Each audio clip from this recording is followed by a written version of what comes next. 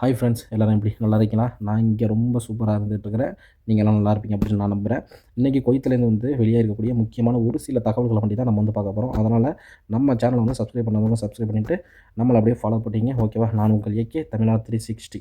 இப்போ பார்த்தீங்கன்னா, அரசாங்கத்துக்கு சம்மந்தப்பட்ட வாகனங்கள் இப்போ வருதுன்னா, அதுக்கு யாரும் இடையூறு பண்ணிடக்கூடாது. பொதுமக்கள் யாரை இடையூறு பண்ணக்கூடாது அப்படின்னு சொல்லிட்டு இப்போ ஒரு நியூஸ் கொடுத்துருக்காங்க. இப்போ ஏன்னு சொல்லி கேட்டிங்கன்னா, இப்போ இருக்கக்கூடிய அசாதாரண சூழ்நிலையில் எங்கே என்ன நடக்குது அப்படிங்கிறது நம்மளுக்கு தெரியாது இல்லையா? அதனால் இப்போ ஒரு ஆம்புலன்ஸோ போகுதுன்னு சொல்லிட்டு வச்சுங்க, இல்லை ஒரு ஃபயர் சர்வீஸ் வண்டியோ போகுது, இல்லை அரசாங்கம் சம்மந்தப்பட்ட வண்டி ஒரு காவல்துறையோ யாரோ போகுதுன்னு சொல்லிட்டு வச்சுக்கோங்க. அந்த வாகனங்களுக்கு நம்ம இடையூறு செஞ்சிடக்கூடாது.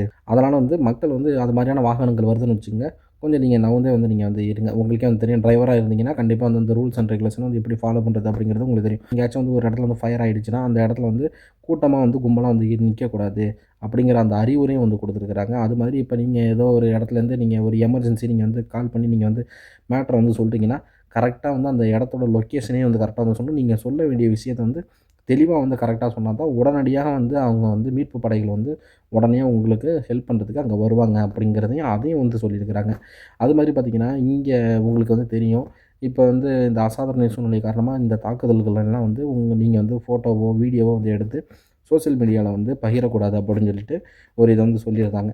அது சப்போஸ் செஞ்சிங்கன்னா அதுவே ஒரு குற்ற செயலில் ஈடுபடுற மாதிரி போயிடும். ஏன்னா இப்போ பாதுகாப்பு சூழ்நிலை கருதி இப்போ நீங்கள் எதையோ நீங்கள் வீடியோ எடுக்கிறீங்க, ஒரு ஃபோட்டோ எடுத்து நீங்கள் போட்டு விட்றீங்கன்னா, அது கண்டிப்பாக நானே சொல்கிறேன், பாதுகாப்பு அதில் கொஞ்சம் டவுட்டாகவே போயிடும். அதனால் மக்களுக்கு அச்சத்தை ஏற்படுத்தக்கூடிய வகையில் நீங்கள் ஒரு ஃபோட்டோவோ வீடியோவோ நீங்கள் எடுத்து போடுறீங்க அப்படின்னா, கண்டிப்பாக அதுக்கு உண்டான தண்டனைகள் ஹெவியாக கிடைக்கிறதுக்கு வாய்ப்பு இருக்குது. இப்போ ரீசெண்டாக பார்த்திங்கன்னா, குவைத்தில் இது மாதிரி இந்த ஃபோட்டோ வீடியோஸ்லாம் எடுத்து போட்டது, அது மாதிரி இந்த கருத்துக்களை எல்லாம் பகிர்ந்தது, இதுக்கெல்லாம் இங்கே கைது நடவடிக்கை செஞ்சு அவங்களுக்கெல்லாம் எந்த மாதிரியான தண்டனைகள் கொடுத்தாங்க அப்படிங்கிறது இங்கே இருக்கக்கூடிய நம்ம ஆட்களுக்கு கண்டிப்பாக அது தெரியும்.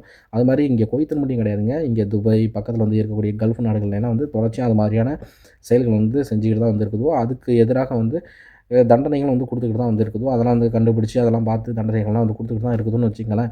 அது மாதிரி நம்ம ஆட்கள் இங்கே இருக்கிறவங்க ரொம்ப கேர்ஃபுல்லாக இருங்க. இங்கே இருக்கக்கூடிய விதிகளை கரெக்டாக நம்ம ஃபாலோ பண்ணி போகிறது தான் நம்மளுக்கு நல்லது. இப்போ அடுத்த தகவல் பார்த்திங்கன்னா, இந்த இப்போ ஈத் இதெல்லாம் வரப்போகுது. இப்போ ஈது தொழுகை முன்னெல்லாம் நம்ம எப்போனா இந்த ஒரு ஓப்பன் பிளேஸில் தான் நம்ம தொழுவோம்.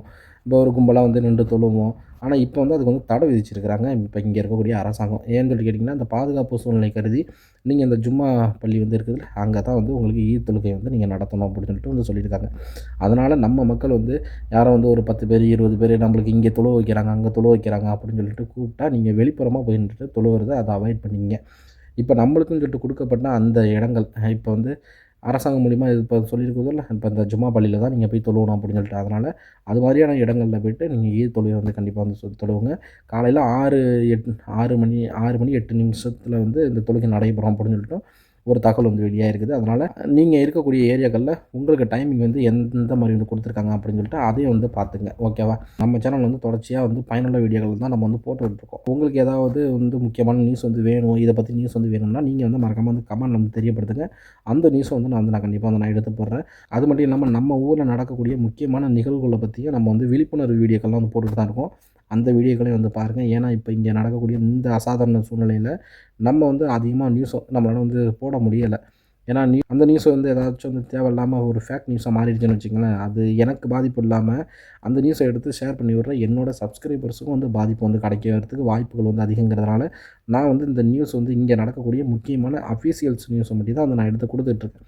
ஃபேக் நியூஸை நம்ம கொடுத்துடக்கூடாது அப்படின்னு சொல்லிட்டு. இப்போ மித்த சேனல்லாம் சொன்ன நியூஸையே சொல்லிக்கிட்டு போயிட்டுருக்குது. இப்போ ஒரே நியூஸையே ஒரு 4 தடவைக்கு திருப்பி திருப்பி போடுது, 1 to 1 நாளைக்கு. அந்த மாதிரி நம்மளுக்கும் பண்ண தெரியும்.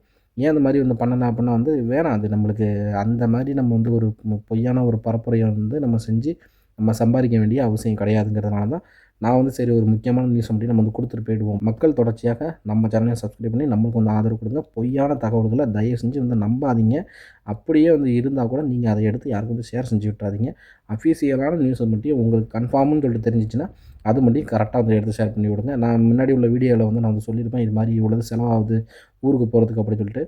ஊருக்கு போனவங்க யாராச்சும் இருந்து இந்த வீடியோவை பார்த்தீங்கன்னா, தயவு செய்து எவ்வளவு ப்ராப்பராக எவ்வளோ செலவாகிருக்குது அப்படிங்கிறத கீழே மறக்காமல் கரெக்டாக கமெண்ட் போட்டு விடுங்க. கம்மியான தொகையில் எப்படி நம்ம நாட்டுக்கு போகலாம் அப்படிங்கிறது போனவங்க யாராச்சும் வந்து இந்த வீடியோ நீங்கள் பார்த்தீங்கன்னா கரெக்டாக வந்து அதையும் வந்து கமெண்ட் வந்து தெரியப்படுத்துங்க.